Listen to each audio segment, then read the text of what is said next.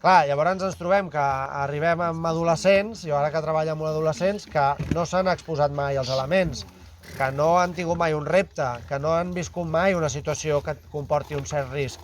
Clar, són adolescents que en un moment en el que han de trencar límits, ho trenquen d'una manera que no tenen uns aprenentatges de base que els hi permeti fer-ho amb una solidesa o amb una consciència necessària, no?